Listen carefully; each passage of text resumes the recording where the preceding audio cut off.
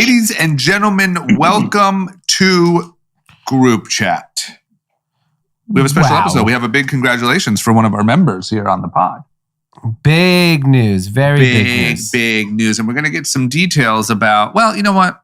I'll let you wait in here. We got a lot to talk about today, and I would say a lot of different things. But the main thing is,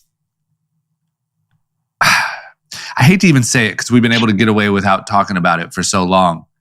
But COVID, what the fuck? Yikes. COVID's back and better than ever, apparently. Yeah. So It's it's affecting sports. It's affecting New York City seems to be freaking out. You guys are saying that a lot of people you know have it. Are we back to full lockdown? Nah. Did you guys get boosters? No, I'm actually going to plan to get it tomorrow morning. Really? Yeah. Okay, cool. So anyway, I think we got to talk about that. And then we have a wide range of topics to talk about today. All good stuff. We cover everything. The crypto land, Web3.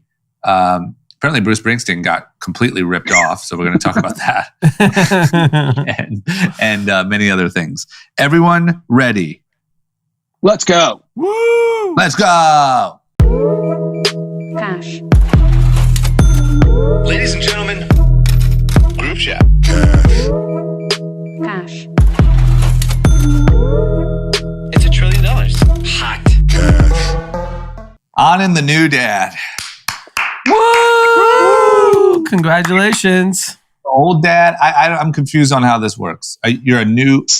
So I'm an old dad that was at a Baby Keem concert 2 weeks ago with a newborn. So you can figure out how you want to label me. Shit. Hip old dad. Hip old I dad. label you old.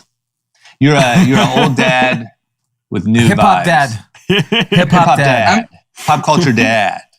Yeah, I mean, that's what, where we, in the era we grew up with, that's what you would expect the dad to do. Go to a rap concert, then deliver a baby. Yeah, I agree. I think once you stop going to Baby Keem concerts...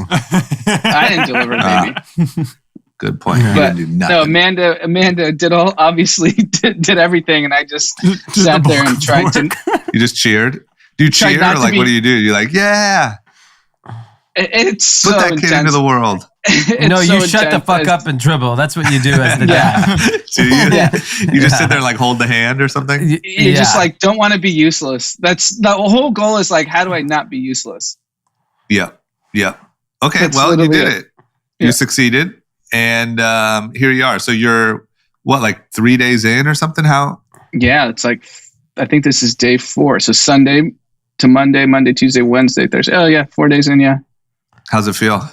Baby girl. Feels good. Baby girl, Vivian. You got a boy Vivian and a is her girl name. now? Yeah.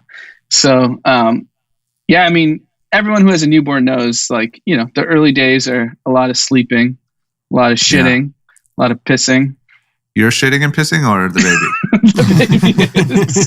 The amount of shit that comes out of my house in the morning is insane. You can look at how much shit gets shipped out of your house every morning. Oh my god! through the plumbing. By 7 a.m., the amount of poops, it's wild. And this is including you? Yeah, including me. You're saying you wake up, poop, the babies are pooping, everyone's shitting in the morning. I will say, obviously Dee's been through this twice. Now I've been through this twice. Unless you've gone through a labor process, you can't describe it to anyone. It's just indescribable. Yeah. I it's can't insane. even explain. It's absolutely. Yeah, I watched insanity. a video once in high school, and I haven't really done the same since. No, but even the whole process, when you go to the hospital, once you get to the hospital, what happens? It's just crazy. I can't believe. Nerve-wracking. Oh yeah, it's just it's insane that millions and millions of babies are just delivered every year, healthy, and it's it's a thing that just happens every day, every minute, and we, you marvel at it when it's your experience, but you don't marvel at it unless it's your experience. 100%, and I think that's also a testament to modern medicine, because the largest increase in mortality rate was because we figured out how to deliver babies healthy. So if you think about like 70 years ago, like life expectancy increased, like it's statistically proven because we stopped infant mortality rate, because so many things can go wrong in a delivery process. And doctors are just so good, and science is just so good at making sure when things are going sideways, how to recorrect course. And it's crazy how casual it is for the professionals and how important it is to us, right? Like that moment is the most important moment in your life, like our life. Yeah. But for the doctor, she just going to the next room and delivering or the nurse. Yeah. I mean, think about forget just the doctor. Yeah. The nurse is doing it 5x the doctor, right? Like I'm sure the amount of patients they're seeing in the course of a day, and the most impressive thing about doctors and nurses is really their temperament. Because for that woman at that moment, it's very tense experience. And they are just, I mean, like, I don't know, I don't know in nursing school or medical school, like how much is taught to them about temperament, or if that's just a natural thing of people that go into that profession. But I think the temperament is such like that in itself is a marvel. Like, these people are going through excruciating pain or going through this crazy experience, and they're just so calm. And I'm just sitting there like, fuck, this sucks. Yeah. No, I mean, wild. It's pretty insane because there was a point when it was literally go time, like through the labor, and the nurse is calling the doctor, and it's like very calmly like, yeah, it's imminent. I think you need to be in here. And like she runs in huffing and puffing. It's like, let's go. Let's deliver a baby. And like, it's just crazy. It's funny because if it wasn't like the greatest gift of life, it would be like, if you take that out of it, it's like a medical emergency. Like, it's like, you know what I mean? Like you're at home. Like because if it's not done properly, both the mom and the baby are at risk. It seems kind of traumatizing. Like imagine another thing happening where you're at home, you start to have this tightness. You have to rush to the hospital. People come in and pull this thing out of you. It's pretty gnarly. And the fact that it's treated so routinely, you're right. It's insane. It's absolutely insane. And, most importantly, Amanda and Vivian are healthy, home. Everyone's doing great. And Amanda is recovering nicely. So props to her. Well, congrats. Congrats to the family. Welcome to the world, young Vivian. And we can't wait to have her on the pod. You think, we got like a month. How long until she's the first guest? I feel like Matt did a pod guest appearance when he was pretty young. So guests do well for us. So I think a month old would be good. What's interesting? Well, go ahead. So you go, because I was going to get into... Yeah, it'll segue into that. But I was walking on 3rd Street right next to Cedar Sinai on today's Thursday, Tuesday evening. I had parked my car. I was going to a restaurant. I was walking by Toca Madera. This 5 nurses walk up to the doorman. The doorman goes, "Oh, do you guys have a reservation?" And the lady goes, "We are 5 unvaccinated nurses." Wait, which restaurant was this? They're walking up to Toca Madera because I'm sure. Toca Madera, sorry. So I don't know if Toca Madera, they're not technically West Hollywood, so I don't know if they have to check vaccinate. I guess everyone in LA. No, it's an LA mandate. It's an LA mandate. It's not a. Okay, so then, no, it was not a joke. She literally walked up and she's like, "We are 5 unvaccinated," and the guy's like, "Fuck, man." Well, what hospital can you even work in? Don't you have to be vaccinated to work in hospitals? Yes. I don't know. Maybe they were joking. If I have to be fucking vaccinated to walk into Toca Madera, but the nurses don't, we got this wrong.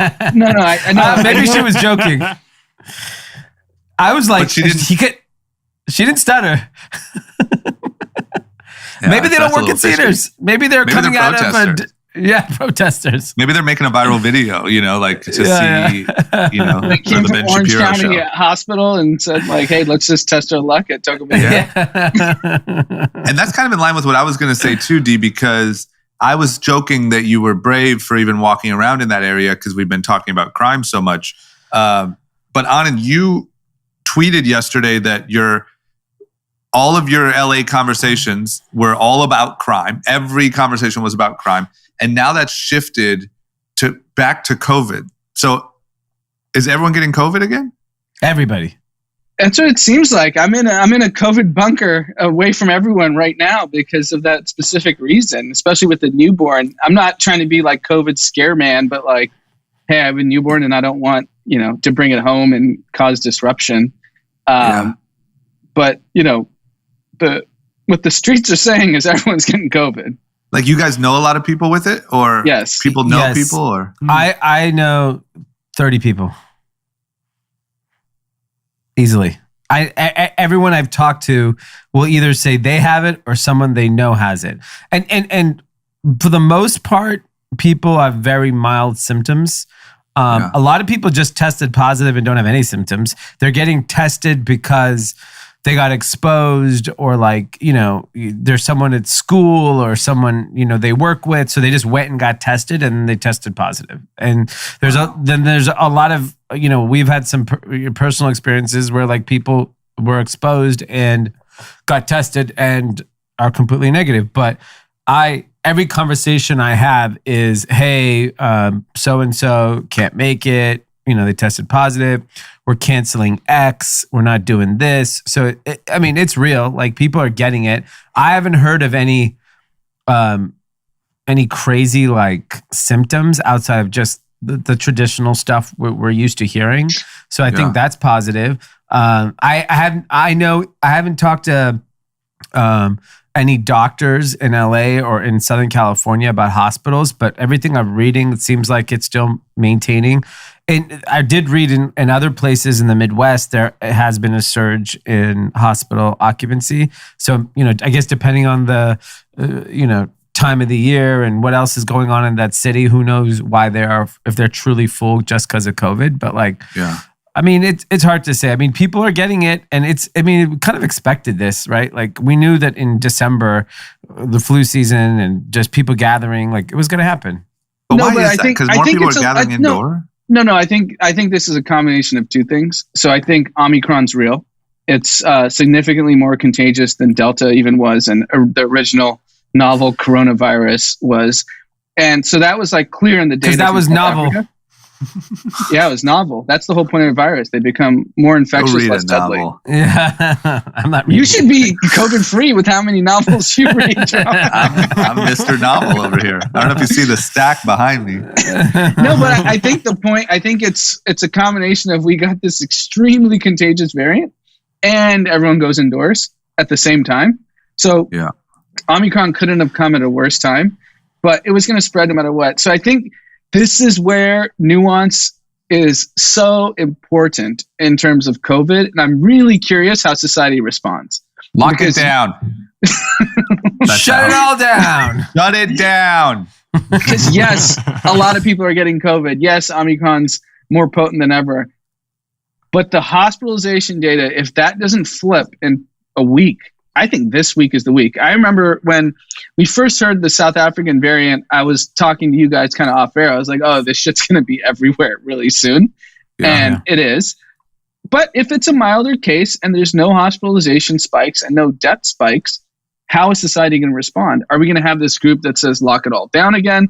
Are we going to have California already instituted a statewide mask mandate? You can debate that. But the point is, I don't think anyone's going to lock anything down. And just to be clear, I don't think anybody cares.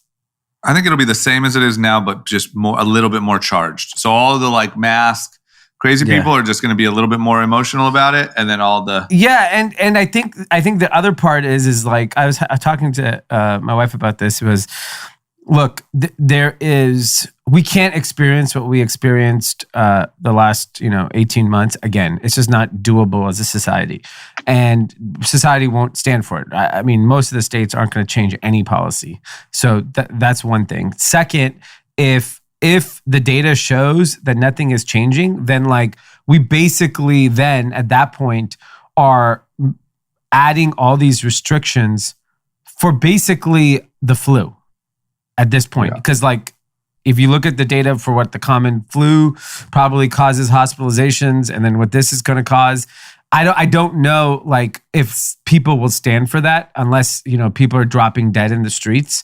They're going to and even if they were, I don't think anyone is going to stand for that. So I think at this point, if you are an immunocompromised person or you are afraid of this virus, you have a very easy option. You can stay masked, you can be vaccinated, and you can stay home.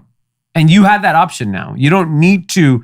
By the way, no one's asking you to go to work, right? Like no one goes to work anyways. So the only option that you should not feel unsafe because you have clear options now. Unless you work in retail or at a warehouse or in manufacturing, more than likely you'll be able to work from home. So if you're that concerned, there are job options for you. Why are they freaking out in New York? I don't know if they're freaking out. I think they're freaking out because a lot of people are testing. And I think when you're on top of people, the spread is just when it's a densely populated city, right? Like, if someone gets sick, everyone gets sick. It's just here's a headline. Here's a headline that I hate. A lot of the offices are telling people to work from home that brought everyone back in New York. So I have friends in like industries and like finance and stuff that they were all in the office and they're being told like stay home. I think it's just like everyone was traumatized from the original March of 2020. Like people want to see where this is going. But the point is, if we see where this is going and don't correct back to normal, that's when we have a problem. Because my suspicion is that hospitalizations aren't going to spike like they were with Delta or even the original virus. It appears that the data in South Africa, that they don't spike. So how are we going to deal with it? And, this is when we don't need CNN, MSNBC, and Fox News. Like, I wish all of them were gone because you can't actually think about this properly. It's ratings gold. I mean, this headline is COVID surge is gripping New York City ahead of the holidays. In quotes, we've never seen this before. That's what it says. That is the CNBC headline. And I mean, United Kingdom, the UK has, I think, have some measures too, because they ran a headline, first Omicron death, UK. And like, this person could have died of anything. We have no context of what this one person in a sizable country died. Yeah, but you know what? No one takes the news serious anymore.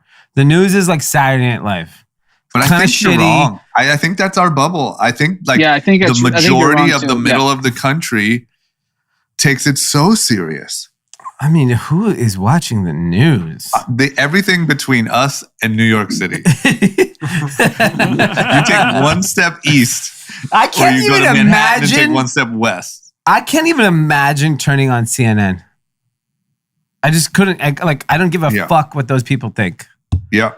No, I mean, same. But I'm telling you, all of when you add up, like, even if you take like the Ben Shapiro's of the world, obviously the Fox Newses, the CNNs, the Rachel Maddow's, and everyone else. I mean, I don't know who else. MSNBC plays these games. Everyone plays the fear games. Yeah. It's so many people. Have you listened to Joe Rogan lately? I tried to get through the Taibbi one. Did you listen to that drama? I didn't. I listened to one. I started one about fucking like ancient Egypt, and I gave up because I don't care. Yeah. Do you know what the problem? Picked the wrong one. I actually think, me and you, Drama, both love Joe Rogan and love like him talking to interesting people. Yeah. But here's what happens to the other side. Because Joe Rogan spends every podcast now for an extended period of time talking about how the media did him wrong about the horse dewormer and the ivermectin and how he was blasted and COVID journalism. And he's going and this is the problem, right? The mainstream media takes like the moderate person, because I think Joe Rogan for the most part was moderate before pandemic, and it just makes them go full red pill. Like, fuck everyone, fuck these people. Like, we're not dealing with it. LA sucks. New York sucks. Everything's Texas. And that's the overcorrection on the other side, in my opinion. And now every podcast, regardless of who the guest is, he talks about COVID journalism. Like, dude, by the way, why? Yeah. You know why? It's good for business. I guarantee you, because he took that stance. You can't be a moderate in media. There's no place for you. You have to be an extremist. There's no point in being. Imagine the news just being, hey guys, so today in New York, we had a couple accidents, a couple people got sick, we got a new mayor, so and so went public, and there's no emotion to it. It doesn't work. No one cares. It has to be fear. It has to be exciting. It has to be sensational. So Joe Rogan maybe saw his Spotify ratings dip and was like, fuck it. You know what I know Joe works? Rogan, Go. You know what's all right? All right. And Joe Rogan, if Joe Rogan got handed what I would say is the biggest layup for his audience that he ever could have got, which is that CNN, the liberal snowflake media, tried to use him in their fake news journalism. And he got to say, no, that's not true. And let me talk about all the ways that they tried to. And so like all the righties are like, fuck yeah. Like they caught him red-handed. Yeah. And he knows that look, I'm sure if you're him, it's probably pretty trippy to be him and to see a story about yourself get so like blown out all over mainstream news. I just think that he needs to like move on from it because I think it's getting tired. But to Dee's point, I bet you the reinforcement and his responses, his impressions, his everything are probably at like record highs. Because he's truly broken through to this like other level now, in my opinion, where like now he's like, it's like Joe Rogan versus CNN and Joe Rogan's winning, like. And to your point, like who listens to mainstream media? And I think it's a lot of people because like I'll listen to sports podcasts and they'll make fun of Aaron Rodgers. He should go talk to his friend Joe Rogan about his ankle, right? Like they make those jokes because they see Joe Rogan, horse dewormer, Aaron Rodgers, immunized. Let's connect these dots. They're both idiots. And then Dana White came out. Dana White got COVID and he said, the first thing I did when I tested positive, I called Joe Rogan. He told me to do whatever drip, ivermectin, monoclonal antibodies. And he's like, I did it all and I tested negative 3 days later. So like, there's just this like Joe Rogan army. So now you have the whole UFC in their audience. You have like this army. Aaron Rodgers is on board. It's a great strategic move. Like you can't be a moderate. There's no one wants to hear a balanced opinion. They want to hear. I actually don't, Drama, because you've listened to him a lot. I actually don't think he's doing it for ratings. I think he really is just so mad that the mainstream media did him dirty. Yeah, like he doesn't appear to be a guy that's chasing something. That's not his DNA. He's already made his money. Yeah. Here's what I think. I think you're mostly right, like meaning, or I mostly agree, meaning I do think he's like just super pissed about it and just can't stop talking about it. But I think that like anyone, I bet you the responses he gets and the phone calls he gets and the like positive reinforcement for what he's doing and how important it is that he took down Sanjay Gupta and he's taking down the fake news. You can't help but like want to lean into that a little bit. Just kind of get drunk on it, is what you're saying? Yeah, like it might not be his actual Spotify numbers, like, I need to get more listeners. I don't think he really cares about that. But I bet you the phone calls and stuff that he gets, and like it's probably, even if it's just the mayor of, where he lives, or the governor of Texas, or the Ron DeSantis is called. Like, I bet you he's a hero in his. And then to not to like belabor the point, but I bet you if you go to a random liberal person, a well-to-do liberal person in LA or New York City, and you mention Joe Rogan, they will say he's a moron because of what they've been fed. And that pisses Joe Rogan off. That's my point. I think that's why he's like, just like, I'm not an idiot. Stop calling me an idiot.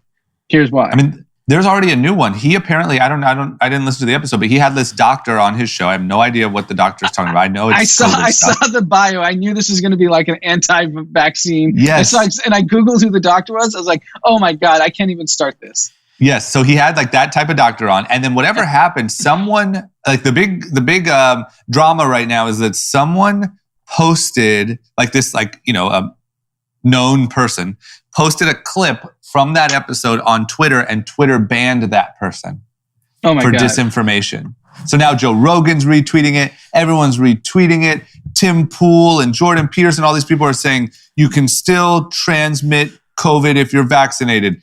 Twitter can't ban all of us. Like there's like a thing happening that's, and he's the leader of it. Yeah, no, I think it's great. Great for ratings. Good for him. Yeah, lean in. Whatever. Whatever. I mean, it's I for don't us care. on it, it's a little unlistenable at the moment, but it'll pass. No, my he's point bigger than is, ever. as like just a fan, I just know he's really good at talking to interesting people. I don't care about COVID anymore. Yeah. Well, Yeah, if you want to learn about ancient Egypt and the tunnels under the fucking Pyramid of Giza, I got one for you. He doesn't talk about COVID. That's going to be a no for me, dog. Yeah. He did talk to Steven Pinker, the scientist and the author. And like the little bit of it that I heard, Steven Pinker was talking about how like he met Jeffrey Epstein and he flew on the plane and like he didn't know. Oh, yeah. Whatever. Yeah. Shut up, Pinker. I know where you're sticking your pinker.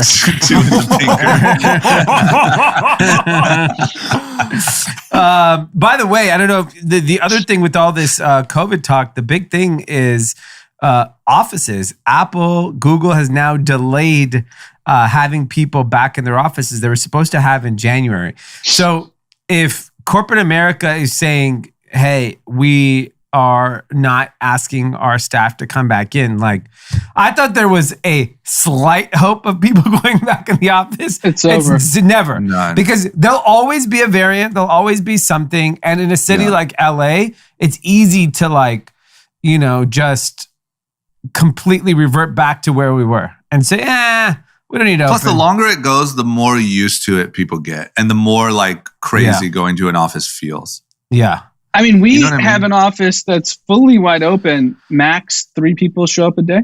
Nobody shows up now. It's You still have the whole floor? No, we got rid of 75% of it. But even then, like, we had way more participation in physical space, like peak COVID, than we do now. It's like dropping. There's like The only people that show up to the office are people that don't work for us. Just That's using true. free office. D just had a full room a second ago. I saw him. He's fired up the pot.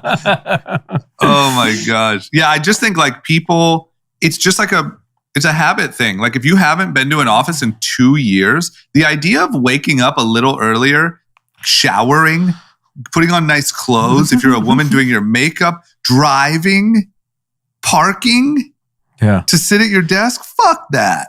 Yeah. After 2 years, I'm fucking gaming on the side here. I got a nice documentary on, and I got a Rogan episode on. I'm hunting down some ivermectin. Yeah. Why the fuck are you going to go in the office? It just feels like there's no way. Well, to that point, the last couple of weeks, I've been having coffee meetings at Kings Road. And, everyone says they have great coffee. They do have great coffee. Where's that at? So, by you? Beverly Boulevard. Beverly like and Beverly Kings. in Orlando. Isn't it Kings Road Cafe? Because it's on Kings Road. Yeah. False advertising. So whatever. I get there at like 8:30, 9, whatever. It's, a few people, nothing crazy busy. Today, I stayed a little bit longer. The meeting ran late and it was till 10. By 10 a.m., it was slammed. People are coming to get their first cup of coffee at 10 a.m. Oh, for sure. 10 a.m.? Yep. Oh my God. Sure. Like those people are just rolling out of bed, getting their coffee and showing up to work at noon. Because think about it, bro. You wake up at 9, you send a Slack or something. It proves proof of life. You prove you're awake. And then you just pedal around. You might not have a Zoom. You might not have a Zoom. Your first Zoom might not be till noon. So you're out at Kings Road. Do you have strict measures at Winners of how to like make sure people are working? No, we don't. So no one's working. Well, look, we're still at that level.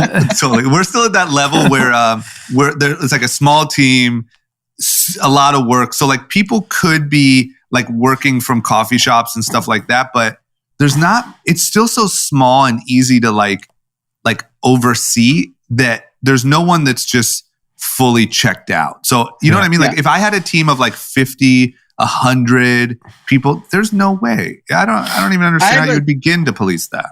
I have a close friend. He listens to the pod, so obviously not going to out him. He's pretty senior at a pretty big corporation. And he's 24 hours working on NFTs. Out him. Where's he at? General Electric? Yeah, like if you get into a business like that, I mean, even you guys have so many different brands and different people and different things. Like I have 20 people. So it's relatively easy to keep an eye on. And sure, people are probably, heading over to Kings Road or whatever. But I think if you have a big company like that, you can literally probably go an entire week with sending 2 emails. Yeah, no one will notice you're gone. No.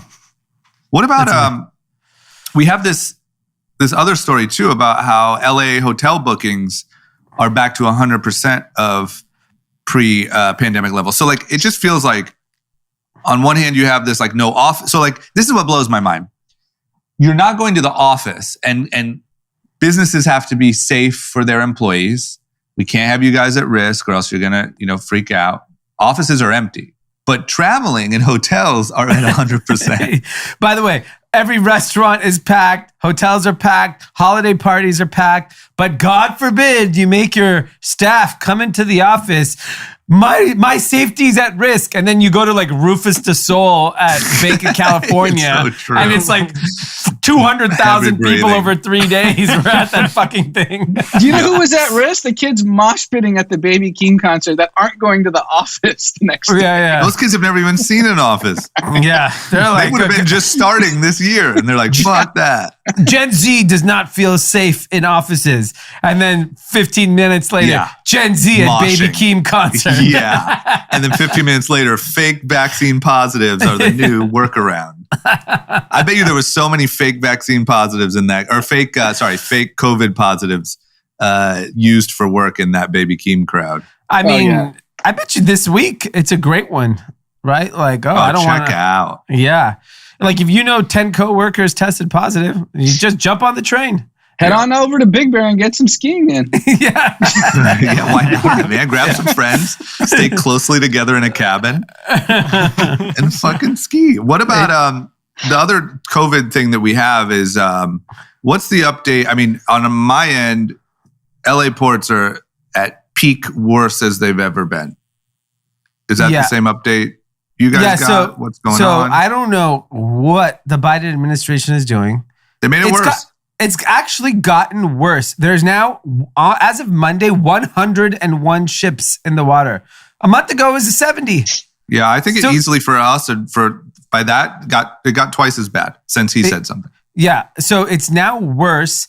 The other interesting thing is the actual number of import boats and containers is lower. So it's not like the volume went up. The volume went down. The backlog has gotten worse because there's no fucking workers and there's still all of this red tape around how to unload and where to unload. Like the whole thing got significantly worse. And the reason they're saying that it's down is that people have found alternate options. So some people are bringing in goods to other ports across the country. Like I know people that have shifted stuff to New York, shifted stuff to Miami, shifted stuff to San Francisco, Seattle. And so I know a lot of people do air cargo. There's Matson, the private terminal. I'm sure a lot of people are using that. But the fact that things got worse and the quantity of containers is less is just, it's a complete shit show. It's so bad. I mean, when does it, like, is this where's Mayor Pete? This is his job. He's on maternity leave. He's on leave. I just Googled him and he said, promising sign of progress in LA port backlog. This is November 16th, 2021. So we're literally 1 month later. Wow. He's chilling. He's got like 2 more months left. So check this out. The import volume was down 9.6% from a year ago and down 10% from October, but the wait is longer. The number of containers is less. I just don't get it, man. I literally don't get how, I'm not even trying to bash Joe here. How does a president of the country say we're gonna jump in here, we're gonna fix things at a port? It's one port, in Los Angeles, and you can't even make a dent. Here's the problem with politics. So I've just Googled Mayor Pete because I know this is under his jurisdiction, this port problem, right? He's Secretary of Transportation. And he's taking a victory lap because of the infrastructure bill and he's going on all these programs saying like, look at what I did. I got the infrastructure bill done. That's future spending. You can't even handle what's happening currently. You can't even get T-shirts here on time. Trust that this infrastructure bill is going to be anything that is going to be allocated properly if you can't even get goods in today. I think that the big challenge is, so like, if we end up in a true financial crisis, between inflation and the ports, it's like it's catastrophe. I don't even think anyone could have predicted how bad the port situation is, because like at some point, like Christmas is basically over as far as shopping is concerned for the purposes of the port, right? Like no more goods. If you got goods released today, no, it's not getting it on shelves, and it ain't getting anyone, you know, like even Amazon's not guaranteeing shit before Christmas starting like tomorrow, I think. Yeah. So it's like, why would anyone, so now all these goods are going to show up in January. January always sucks. Yep. Okay. January sucks, and the consumer is going to soften. Then brands are going to have to discount, and then, we're going to like, you know, spring, people need to get their tax refunds. Oh, there's a log jam at the post office. We're not getting tax refunds or whatever. Yeah. There'll just be excuses. And the next thing you know it, we're in a recession. Like it can happen with inflation and a supply chain shortage. It's like, it actually doesn't even make sense that there's inflation, but you don't have any goods to sell. Well, no, that's exactly why, because there's a smaller number of goods that are available. So the price but what is causing inflation is actually gasoline and rent, not these goods. These goods when you look at the weighted average of what has caused the 6.8% inflation in November, it was predominantly gas. That was the number one. That was 60% of the weight of the inflation was around gasoline. So it's like, if you look at the average cost for clothing and alcohol and all these other categories, dude, they're nominal. It was like 1%, 2%. It's really the gas that weighted up. And now there's, in some markets, rents are up like 17%. And so like, it's like, okay, inflation's gone up on all this stuff. These goods can't arrive. I don't even know how to make of it. Like, I don't even know what the policy is. But food prices have gone up. So like the grocery market, your milk, your eggs, your beans, all that stuff has gone up. Yeah, but it's not nearly as much as gas. Gas is up 60%. That's insane. Like I paid $5.35 for the shittiest version of the gas yesterday. $5.35. And and first of all, who gets premium unleaded or super premium unleaded? Does anyone get that shit? Some cars need it, I think. That's a scam. It's a complete scam. Why does the car need it? Are you a mechanic? It told me my car needed it. Yeah, it told me in the owner's manual my car needed it. That's with the gas lobbyist. Yes, and the gas lobbyist. Yeah, Mercedes goes to Shell and say, you know, just charge $6. All the Mercedes people will pay for it. I'm the fucking mark here. I went to my local gas station that I've been going to for 14 years, and I went in to grab like a snack, and I was like, so business must be great. Everyone's back. Streets are slammed. And he goes, dude, look at he just like pointed at the price. He's like, people aren't driving. He's like, it's not up. And I was like, that's insane. So he's like, people are just, I guess, figuring out transportation differently, not going on long trips. I don't know. Yeah. I mean, look, I remember, is a family of four going to not go to Yosemite because gas is too much? Maybe. Yeah. Cause it's probably like right now. Yeah. I mean, you were paying $3 something a year ago. Now it's $5 something. It's insane. In California, that would stop someone for sure. Specifically in LA, it was $3 something not too long ago. Yeah, and had to be paying $5 something. Like depending on where you live, you know that there's like a handful of really scammy gas stations in LA where it's like if it's $5 in the middle of the city, they're like $6.50. Yeah, the one on San Vicente, the one in Beverly Hills. Those are just like they're just Louis Vuitton of gas. Louis Vuitton of gas. And so I promise you, people are driving less because of it for sure. And that's why so the Fed came out and said they're going to raise interest rates 3 times next year, right? And so you're going to have rising interest rates. So we're fucked. You have inflation. You have no goods coming into the country. I don't know what the policy is for this because this is unprecedented. Because usually there should be some solution here that can hopefully calm the situation, but I don't see what it is. I don't see how anything improves. Yeah, I wish I had an answer for you. I think we all feel the same. I'd say more stimulus. Yeah, and we have no more money. We have no more money. And here's the thing. $7 trillion. Why not? I mean, remember when that first got dumped in? Everyone was happy. Yeah, it really was. And what's interesting is now you have, the Fed's not buying bonds like they used to. They're going to raise interest rates. So the stock market reacted very positively the moment the Fed announced that they were raising interest rates, and they made it clear what their plan was. Yeah. Today, the next day, it went back down. The growth stocks got hammered again. And I think that's just a sign of such uncertainty in the future. Like, okay, interest rates, we understand is going to happen. We don't have a clear idea of what else is going to happen. Is supply chain going to get sorted? Everyone thought inflation was a blip on the radar. Like, it's just going to be transitory. It's going to happen for a few weeks or a few months, and then we should be. That's obviously not the case. Yeah. And then now you have supply chain issues that are, I thought for sure by summer 22, all that supply chain shit would have solved itself. And I thought for sure by December, it would be better than November. In fact, it's gotten substantially worse. Have we been explained why it's getting worse? So what's happening? We shifted 24-hour workforce, right?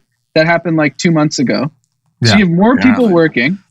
Yeah. I bet you don't. I think the worker shortage is real. And these are very powerful unions. And now you have a new variant coming around. Like, they are very protective. Longshoremen, you don't fuck around with them. Yeah, I saw The Wire. The port season was crazy. Yeah. So yeah, these people are very powerful and they have a lot of clout politically. And I think it's very hard to make them do something they don't want to do. And then on top of that, I don't know if the White House understands the severity of this situation. I think the White House is completely out to lunch on so many different things. I don't think they actually understand what the Fed's doing. And we don't hear the administration talk about what Powell's doing and how that's going to affect the economy. Like, sure, Powell can go on Bloomberg, CNBC and explain interest rates and then the stock market whipsaws, but no one in the administration is actually explaining it to average people, like what is actually going on and why is this being done. And I know the administration doesn't have control of the Fed. They're supposed to be independent bodies, but someone needs to be communicating what all these policies mean to average people. And but they don't. I don't think so. That's one incident. I'm talking about but on top of that, they're not explaining the supply chain. Here are the 10 things we're doing to try to unclog this. Okay, but by the way, so the 10 things they did made it worse. That's the problem. Don't even bother. They got worse. They didn't get better. So Mayor Pete, whatever he did, he fucked it up. He left. He told us. Yeah. Anand, you should take off. You're back way too soon. Oh my God. It's a disaster. The fact that the ports got worse is mind blowing to me. This is with the White House now putting resources behind it. It should not get worse. It's a port. It's one port. That's what's crazy. It's like, so it just makes me feel like the White House, like what can you get done? You can't fix one port. It's right. Not 2 ports. It's one. It's not having 2 ports. It's not new ports. It's one port. You're not capable. Oh my God. You want to know whether there is no inflation or port issues or really any problems at all? Where? In the metaverse. Ooh. So over in Web3 land, let's jump into like crypto Web3. So Michael Jordan and his son are launching a Web3 platform, Air. Is it called Air? It's called Air. Yep. For athletes in Web3. Is this a metaverse thing? Is this some sort of NFT thing? Yeah. So the way they're calling it, it's a consumer-facing community platform. So couple things. The 3 co-founders are 3 guys I know. It's Durant Smith, Jeffrey Jordan, which is Michael Jordan's son, and Daniel George. And these guys are launching. First of all, they raised $10.6 million in a seed round. Nice. Yeah, it's a big number. From Thrive Capital. They're building their platform on Solana. And the idea is that US... Why don't you like Solana? We're Ethereum maximalists over here. Nah, I don't know about those gas fees. I'm joking. More expensive than the real world. Yeah. And I think the thing that they're doing, which is really clever, is that they're building like every player will have an NFT, and they'll have a finite amount of people that can buy their NFT. So think of it as like a community or a club of that player, and it gives you access to them, maybe content, maybe them personally, maybe their whatever. And then if that player becomes popular, then more than likely the price of that NFT will go up, and then you'll want to buy it to be in that particular club. So I think like if you're a popular athlete, I'm sure the value of your NFT is going to be, extremely high. And I think like for community building, NFTs are just so incredible. And the places that have the two biggest communities to me has historically been, I know gaming's, probably the last 15 years, but historically has been music and sports. Those are like the most loyal, engaged communities. There's nothing like those two communities. And like, calling it air, the reference to Michael Jordan and his son's involved, like, I don't know. I think what they're doing is pretty unique, and those guys know every player. I know they know every athlete. I've spent time with them, so I know they have access to everybody. And I think it'll be interesting to see how it kind of rolls out. And someone's got to do it. It kind of reminds me of, remember that thing? What was that hustle that happened real quick where it was like it was like your own, based on a celebrity. Remember that? And everyone was like trying to claim theirs, and people were like suing the. Oh yeah. Where you were like, it was like a stock exchange for what was that called again? Yeah, I remember what it's called. Yeah, that was like the hottest topic for a week. Yeah. It kind of reminds me of that a little bit, right? Yeah, and I think the difference is they're working with the athlete, so the athlete retains royalty rights on if that NFT explodes and there's resale value, right? So that's the biggest thing I think with the NFTs that I think is going to break into like sports and gaming and all these more traditional things, is that like in most places, the star or the creator doesn't get to participate. Yep. Like why not? Like, look, Michael Jordan is a billionaire, okay? If you actually think about his impact on culture, just life. Yeah. He's severely underpaid. I agree with that. I mean, Michael Jordan, think about it. To this day, anywhere I go, all I see is people wearing Jordans. Yeah. Yeah, I agree. And so like, I think in this new world. Just think about it this way, right? Like I just looked up Nike's market cap. It's $260 billion. He should be a quarter of that at the minimum. He's half.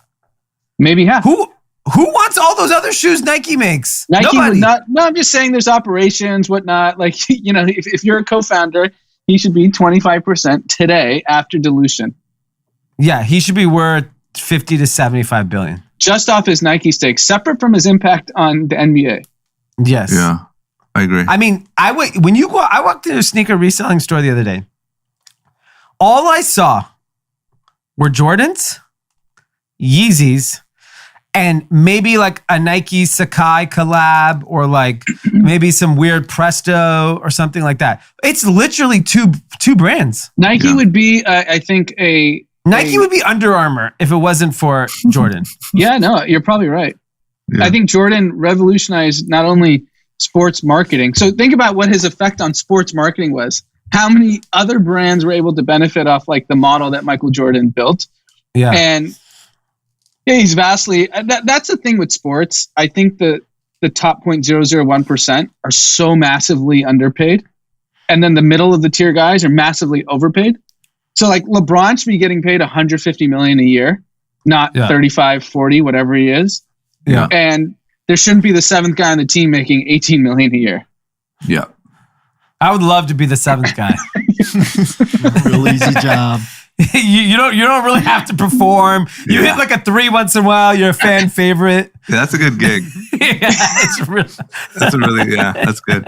the Air Jordan NFT is an absolute home run, and why didn't we get to invest, D? I know. Oh yeah, D. D's the king of the pass, man.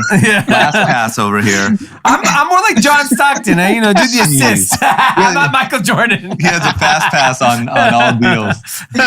I'm gonna hit up Jerron. I'm texting with Jerron right now. Just saying congratulations. Yeah, we want that seed valuation, not the Series A. It's too late. It's over. It's already valued at $40 million now. Oh my God! Actually, what was they invested $10 million? Did they say the valuation or no? If it's 10, it's 50. If I had to guess. You think? 40 I bet you it's 40 pre, 50 post. Yeah, that sounds right. So yeah, the Series A is gonna be $200 million. You fucked us, dude. And 3 months. In 3 months too. Yeah. I mean, I bet today it's worth 100. Yeah. Just on announcement. On the press. Okay, so Kevin Durant. Kevin Durant is also hopping in the crypto game. He is the face of Coinbase. What? I'll be honest, I'm going to be a hater real quick. I love Coinbase. But you got crypto.com taking over the damn Staples Center. I need Coinbase to make bigger moves. This is a big miss. Big miss. Swing and a miss. Coinbase is already partnered with the NBA. They're in every NBA arena. What? I know you're a Coinbase, to die till you die, but like I think the article is actually missed. Kevin Durant is I need Kevin Durant to change his name to Coinbase Durant. I think he's just another endorser of Coinbase, and the author of this article sounds like he's the face. You know who the face of Coinbase is? Satoshi Nakamoto. That's who fucking the face of Coinbase Well, they're better off doing a deal with him. They're trying to switch it out with Kevin Durant. By the way, I don't know, and I could be wrong because this is like what Joe Rogan's mad about. I'm the new Joe Rogan. No. This is your ivermectin. Yeah, this is my ivermectin. Man, listen, I hear your point, and I hope, you're right, but Coinbase has to I need bigger swings. Yeah, and here's the thing is if they had signed 5 athletes at once, I think then you could stay, okay, this is our strategy. You only signed Kevin Durant, and I don't know anything, I don't follow the NBA closely enough anymore. He doesn't strike me as the most popular guy in the room. No. So here's the thing. You go to Hypebeast, they say he's the face of Coinbase, which is categorically false. You go to Bloomberg, they said Kevin Durant signs a promotion deal with Coinbase. That's what's happened. So Hypebeast, they are about hype. This is hype. So Hypebeast is CNN. Yeah. Hypebeast is Sanjay Gupta. Yeah, I'll lighten up, but I need, when I saw those Staples letters get ripped down off that building, that seemed like a power move. Yeah. I agree. I've been to a few Laker games. Coinbase is everywhere in the stadium. It's on the court. But go do a deal with LeBron. Go do a deal with Michael Jordan. Go give Michael Jordan $100 million. Give all Michael of them. Jordan's the new face of. You should have Steph Curry, LeBron, Jordan's sign kid. them all. Throw them all I agree. in there. You should sign them all. Like FTX got Brady. Yeah, that's a big look. You're getting Kevin Durant. I don't think Kevin Durant is a popular player. I don't think he is. I think he's. I would probably Steph, LeBron are by far the 2 most popular players. And Giannis. Yeah. Steph, LeBron, and Giannis. Okay. Yeah, sign them up. Go get those 3 guys. Giannis should do it. I mean, his upbringing, he would appreciate cryptocurrency. They came from nothing. They had to immigrate to Greece, and I'm sure they couldn't take their belongings from, where they were coming from. So you're right in the marketing campaign. Exactly. But someone was like, hey, I really like Kevin Durant. He's great on Twitter. Yeah, which one? His fake account or his real one? Yeah, exactly.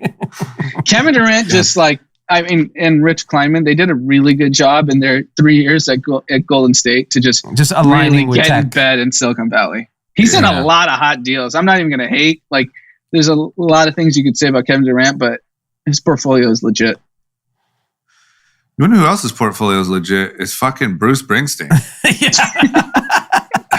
This fucking guy. Yeah. I love this move. I love this move that you can be a legendary artist. You can kind of go through your life, leave your legacy, and then you can cash the F out when you're older. Bruce Springsteen sold his music catalog to Sony for $500 million.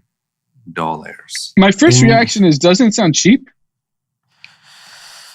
Born in the USA? Yeah, I mean, I think Maybe. I think if you did like a cash flow analysis over like 25 years, it probably does feel cheap. But Bruce Springsteen is like, hey, you know, I'm at like the back half of my life and might as well monetize it here and enjoy it. I mean, he's probably worth hundreds of millions of dollars already.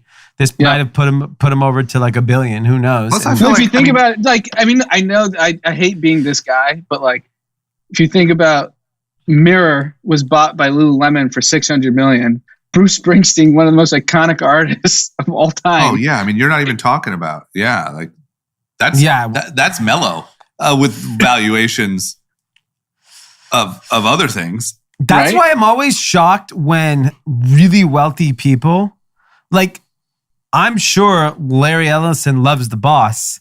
Larry Ellison should own the catalog. And this is where I think if, for example, where an NFT platform for musicians, if Bruce Springsteen went out and said there are 1 million NFTs and you can own, you know, as many as you want to own my entire catalog. And by the way, the catalog is worth $1 billion. Okay? Yeah. And it was that's 1,000, you know, whatever, it's $1,000 a coin. $1,000 NFT. People would buy that shit up. He has 1 million fans that would pay $1,000. Well, think about it. Like, people's going to make more money than Bruce Springsteen in the next 12 months. Well, that's just, yeah, that's insane. But I have to believe, on a side note, I have to believe that part of what makes this deal a good deal for Sony is that Sony can then go take this catalog and like put it to work. Yeah. You know, where like Larry Ellison would just be a trophy on the wall that slowly collects cash. But that's art, right? Like at the end of the day, like then some kid's gonna grow up and build some business, and you always want to be born in the USA, and he fucking buys it for $2 billion 20 years from now. I just think that like when you think about art, music to me is the biggest art in the world, and if I was a billionaire, I would just buy like all my favorite rappers' catalog. Like I would want to own Juice WRLD's catalog. Yeah. But if you think about like, one of your favorite you're rappers? basically pricing American Juice Pride WRLD, yes. at $500 million. Born in the USA is probably the most iconic American song. Wouldn't you say that? Like just for American pride? Yeah, I mean like national anthem. Top 5. Yeah. Amazing Grace. Top 3. Born in the USA. Yeah, I would say it's top 5. So top 3 to 5. And you just put a price on, like, whoever. That's only one song in his catalog. The rest of his catalog is fire. No, I know. I think whoever negotiated this got ripped off. But think about it, if you're the Springsteen fam, you just now have $500 million that you can go on and live your life, pass down to generations. You know, no one has to collect royalties. I like the fact that you can like. I wonder how much money he's made over the course of his career already. And then sort of as you get older, you can have this big cash out moment and sort of. No. I like it. It's just, to Anand's point, it's kind of surprising that you could get like, dude, James Brown entire catalog sold for $90 million. That's fucking nothing. James I'd love Brown? to see the other side of some of these deals. Like I want to see who bought it and then like what has happened since. Like how much has it generated since? Like I want to see the successful side of this business deal. I'm sure it exists, but I want to understand, like, are these people, did Sony just make out like a fucking bandit? I think over the next 2 decades? I think IP for things like this need to get tech multiples, in my opinion. Because they're priceless. They're fucking priceless. And and they last forever. So you talk about forever cash flows? That's Bruce Springsteen's catalog. Yeah. You know, a SaaS company could be toast in fucking 3 years. Yeah. Some kid's going to just crush every SaaS company to the ground in the next 10 years. Yeah. All right. So I think they need to rethink it. Anthony, go fix this. Wasn't this it says it's a record-breaking deal, too. But it's just, it's too iconic. The numbers are just, honestly, like tech makes these numbers just look paltry. Yeah, and that's true. And you know, there's people in freaking India listening to Born in the USA. Oh, 100%. There's a movie, I think. Is there a movie where the kid listens to Bruce Springsteen and comes to America? Like, what movie is that? No, it was the Beatles. It was the Beatles. No, No, there was one. Well, there was one sorry. around Bruce Springsteen too. Dude, I know the Beatles one too. I've been to pubs in Bangalore, and all they play is Bruce Springsteen. Yeah. $500 million? This guy He got ripped off. Who fucking negotiated this? Oh man, I've never went from so happy to so sad about someone getting 500 million in my life. Yeah. How about this? I have a question. For you on it. What would you say your average mile time is running? You guys are both big runners. I can do a 7:30 mile for 3 miles. Could I interest you in maybe getting that to 7? Of course. Okay.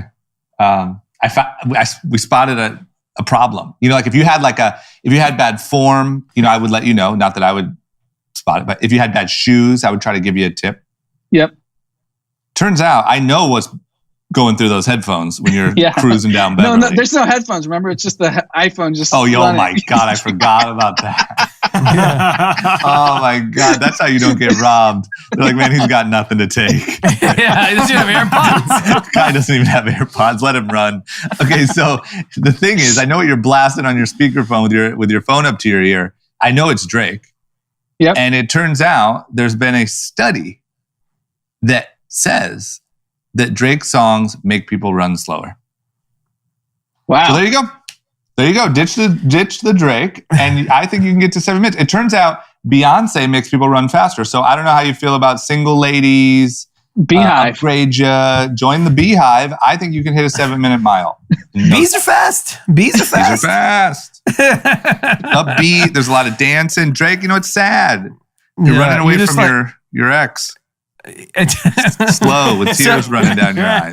So this is a research ran on a group of 60 joggers, and they correlated to their running speeds. And so the artists that caused people to go slow were Drake, BTS, Doja Cat, Nicki Minaj, and Katy Perry.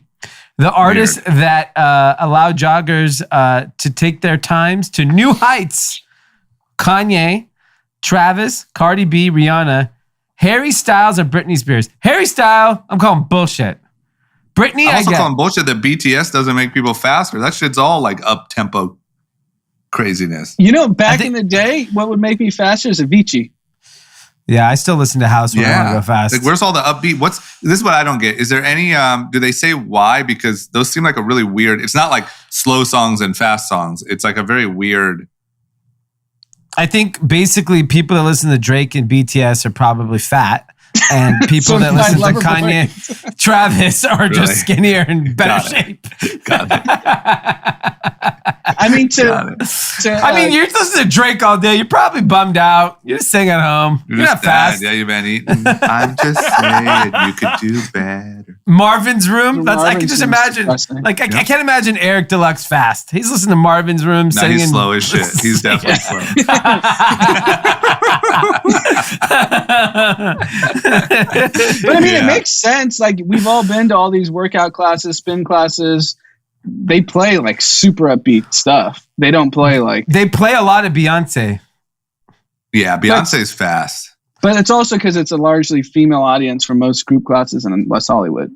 Yeah, and I think it's also like, you know, the motivation of like, I don't want to be a single lady.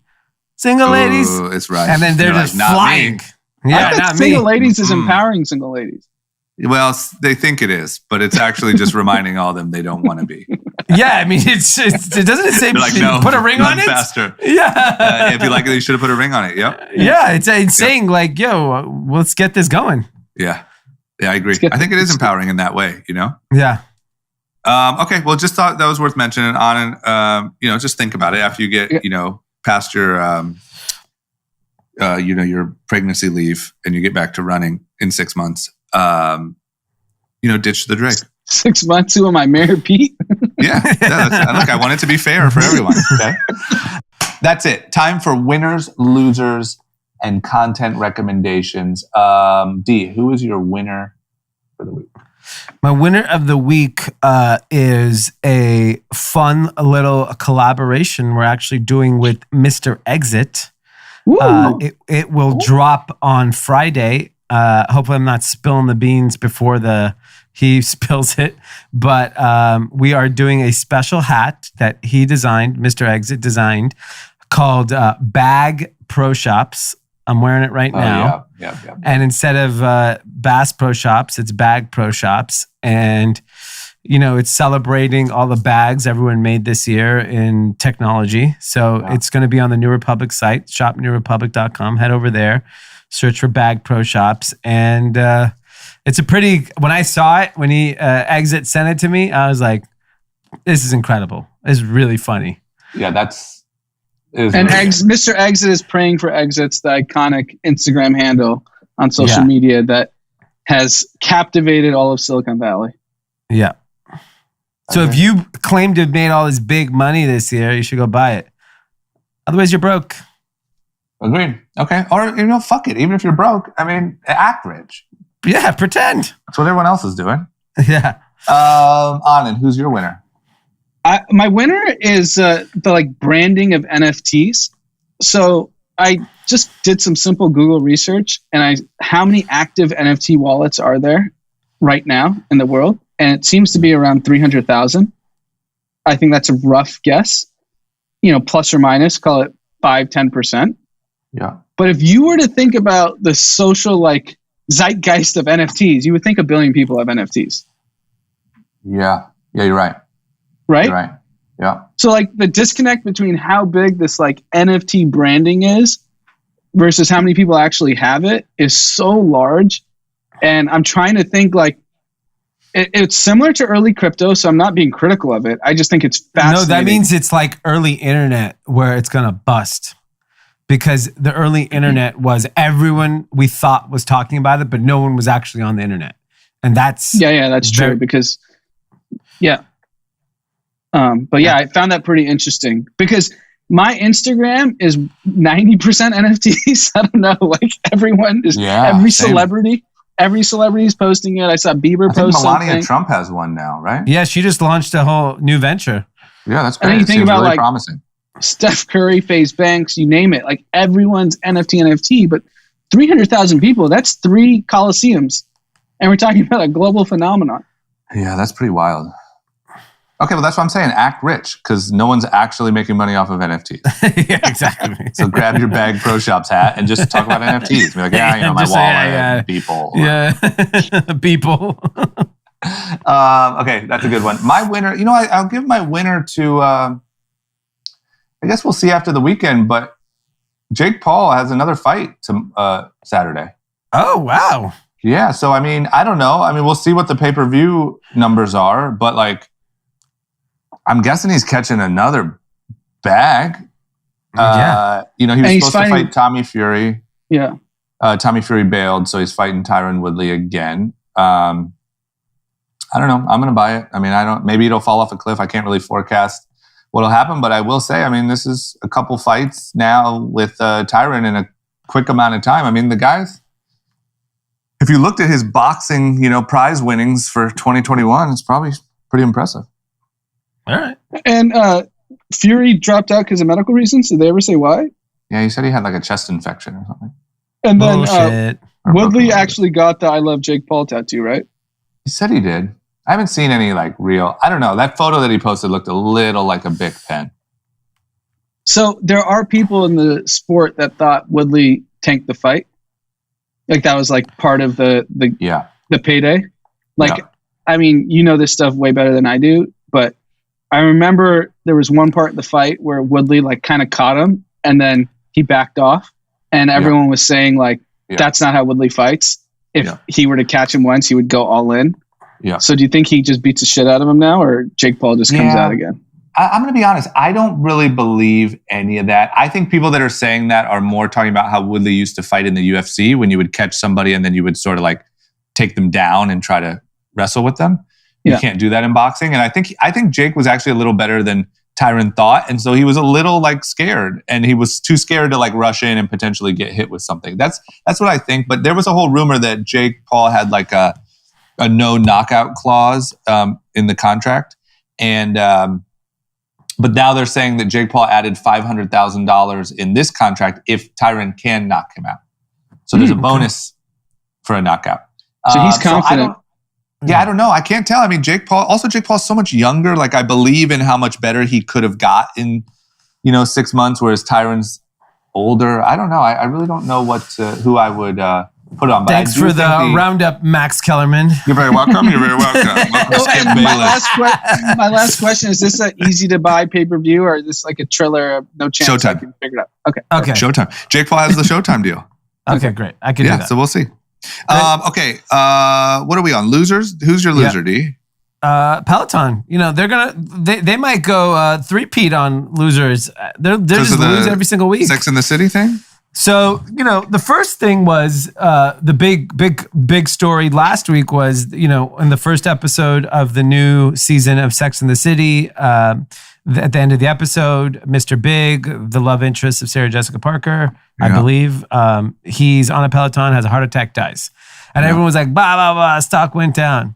The next day, so the Peloton went and hired Ryan Reynolds and Chris Knott, who was the guy in Sex and the City who died. And they did a really clever spot where they said he's like having like an intimate moment with the woman, and he goes, "Do you want to go for another ride?" Thinking it was going to be sex, but it was actually the bikes, and he's alive, right? So Peloton, everyone's like, "Oh, they came back! Boom! What a great moment!" Marketing. Today, he gets hit with 2 sexual assault allegations. No, who does? Not Chris Reynolds. Knott. No, Chris Knott. Mr. Ryan Reynolds is a Big. star. I love Ryan Reynolds. Mr. Big. I mean, like a guy who walks around going by Mr. Big. Yeah, I mean, chances are. So he's denying it, obviously, and saying, it was consensual, and whatever. But now Peloton has pulled the ad because they can't. They should put a capital L in Peloton. Yeah. It should be lowercase L. Yeah. That's so bad. I mean, think about you catch such a bad L and you're like, we have the perfect idea. And then that thing just smacks you in the face. What are the accusations? Are they from like former coworkers or stuff like that? Yeah, from like a decade ago. Yeah. Jeez. Okay. Well, someone saw those ads and were like, you know what? Fuck you and Peloton. Getting a little too big. He got too much fame, right? He had the episode where he's in Sex and the City, then the ad, and they're like, fuck this guy. Yeah, like no chance. Okay. Yeah. All right. Well, that's a fair loser. Anand, who's your loser? American sports. Every major national sporting league in the U.S. is just getting ravaged by COVID. Just got noticed. Russell Westbrook's in the COVID protocols. Avery Bradley from the Lakers in the COVID protocols. Giannis, the NFL, right? Giannis in the COVID protocols. The NFL, I think, tested like somewhere north of 100 people in the last 7 days. Odell Beckham this Jr. shit is out and just ravaging, right? Maybe the headline was right. And then a lot of college games are being canceled. Like UCLA canceled their game yesterday. Basketball, men's basketball. There was a big game, Kentucky, Ohio State, in Vegas. That got canceled today. So, man, sports are getting crushed. And specifically for the NFL, like, obviously let's assume everyone's healthy and gets through these COVID symptoms and COVID positive tests. But like, this is critical time for the NFL. So you're talking like the next 4 weeks dictates who goes to the playoffs and has a chance to win the Super Bowl. And you have NFL just can't test. NFL just has to just say no testing policy for the next month. We can't have a bad Super Bowl. Your Cleveland Browns, OHIO, like Baker Mayfield tested positive. And they're in the hunt for the playoffs. You don't have your quarterback? Like, yeah. I don't know what the NFL, how they're going to handle it. Like, a lot of stars, you're talking like teams are losing 7 to 8 guys on a 53-man roster. Most of them, or a lot of them are starters. So, I don't know. This NFL season just seems like, of all the leagues, because we're in close to playoff time, in a really tough situation. Like, what do they do? Pause the league and start in mid-Jan? But what, it's just so interesting. Like, I wonder how, like, if you had, I don't know, I guess by the numbers or whatever, like, is this similar to flu season? I think for professional athletes it is. For us normal folks, nobody, do you realize, like, no one has the flu? Like, I'm not trying to go all Joe Rogan here, but like, it just feels like it's all COVID or nothing. Yeah, I don't know. I'm just curious. Like, is this very similar when it comes to like amount of time sick, severity of symptoms, amount of spread? Like, is it similar to how the flu season used to feel? And the thing with the NFL, which I have trouble with, and I know they're doing this because of PR, because if it was up to Goodell, he'd say, get the fuck out there and play. Yeah. And by the way, the players don't care. Players are happy don't to play. care, but like, dude, the NFL is notorious for letting guys play through concussion, which like significantly lowers your quality of life down the line and likely shortens your life. Yeah. They're told to play through injuries, whether it's back injuries, knee injuries. They get surgery on a Monday, they play on a Sunday. Like, that's the spirit of the sport. And right or wrong, I mean, that's your moral judgment, but that's what's been going on for decades. Yeah. And then you have these guys testing positive that aren't going to the hospital being told not to play. I don't know. Yeah. It's interesting. It's really interesting. Like, do you guys know anyone with just the basic old flu? Like, not like one of these stomach flus or? I haven't. No, I mean, we had the stomach bug in our house, and I have had a cold. Those are the two things I've had in the last kind of 3 months. Isn't it weird? Like, the old fevery like flu is gone. It's basically COVID. Yeah, like, did COVID just take it over? Damn, poor So flu. get out of the way, old flu. I got this. Yeah. Anyway, loser. My loser is. Do you guys talked about this Elon Musk Elizabeth Warren Twitter beef, right? No, we didn't. No, we Happened haven't. after. Oh But my we gosh! should. So It's amazing. my losers are both Elizabeth Warren and Nancy Pelosi. So Nancy Pelosi's like all over the news because everyone's like, focused on her trading habits. Yeah. She's like one of the best traders in the history of She's trading. the Bill Ackman of fucking. Yeah, and you can see her kind of like bobbing and weaving, trying to like justify it and whatever. Yeah. And then Elizabeth Warren, posted because Elon was the Time Person of the Year. Elizabeth Warren posted like a jab at him about paying his taxes and freeloading off of everyone, and he just lit her up. I mean, he continues to surprise me with his level of like boldness. Like he takes shots. He called her Senator Karen. But I don't know. This is just my opinion. I'm sure a lot of people feel the other way, but I think they're both just playing themselves. Meaning Elizabeth Warren and Nancy Pelosi. I mean, I think Elon's like just won. I was like, no, yeah. I'm talking about Nancy being all in the news, and then Elizabeth. Like, there's all this like, I don't know. It feels like a lot of like, we have different rules than you do, or yeah. I mean, kill the thing is billionaires. I don't know. Elon's like a Kanye. He's untouchable.